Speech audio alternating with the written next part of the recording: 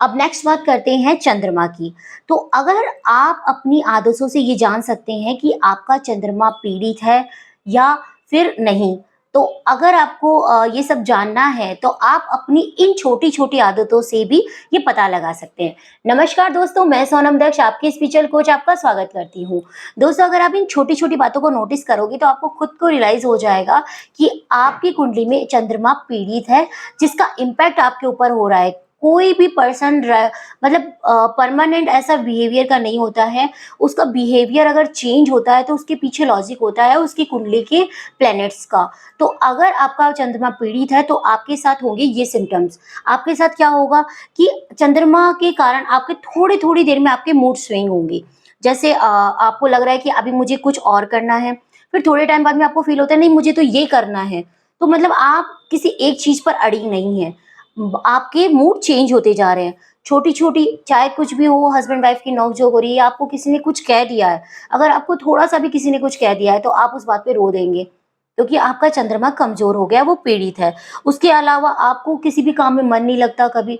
आप सोचते हैं कि चलो किसी काम में मन लग भी जाता है तो वो सिर्फ़ कुछ सेकंड के लिए होता है, कुछ मिनट के लिए होता है, उसके बाद में आप फिर परेशान हो जाते हैं। तो आपका मन मतलब किसी काम के लिए अडिग नहीं रहता, आपके मूड चेंज होते रहते हैं, आपके फीलिंग्स चेंज होती रहती है। उसके अलावा आप वहमी हो जाते हैं, आपको इतना आप डाउट इतना करते हैं कि आपको ये लगता है कि आपने भी लाइट को ऑफ किया है, लेकिन फिर भी आपको लगता है कि शायद जाते वक़्त आप फिर दोबारा चेक करते हैं कि हो सकता है लाइट ऑन हो सकता है फैन ऑन हो।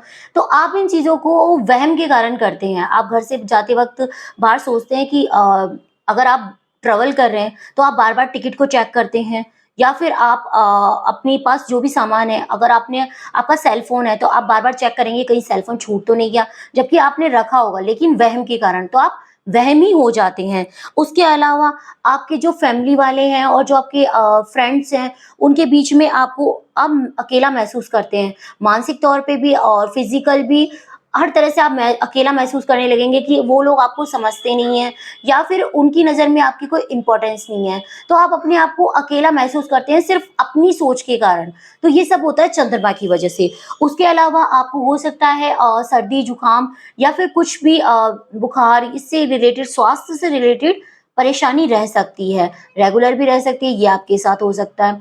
दूसरा अपना सेकंड हाउस होता है इसमें इसके पीड़ित होने से सेकंड हाउस सॉरी चंद्रमा के पीड़ित होने से आपकी माता के स्वास्थ्य पर इम्पैक्ट पड़ेगा। आपकी माता का स्वास्थ्य खराब भी हो सकता है। अगर आपकी माँ का स्वास्थ्य खराब हो रहा है तो उसके पीछे आपकी कुंडली का दोष भी हो सकता है। और अगर आपकी माँ के साथ आपकी अनबन रहती है, आप दोनों के रिलेशन अच्छे नहीं होते, उनके साथ आपकी नहीं बनती है, तो उसके पीछे भी यही लॉजिक हो सकता है। पूरा नहीं कहते लेकिन लॉजिक हो सकता है कि आपका चंद्रमा पीड़ित है। तो आपको ज़रूरत है अपने चंद्रमा को ठीक करने की, ताकि आपकी कुंडली में जो भी परेशानियाँ आपके साथ जो भी परेशानी आ रही है, वो सब ठीक हो सके। तो आप नोटिस कीजिए इन चीज़ों को और अगर आपको कुछ भी लगता है तो आप हमसे कॉन्टैक्ट कर सकते हैं। कुंडली से रिलेटेड कोई भी परेशानी है, हम आपको उसका समाधान देंगे। आपको ज़रूरत है हमसे बात करने की। नमस्कार दोस्तों।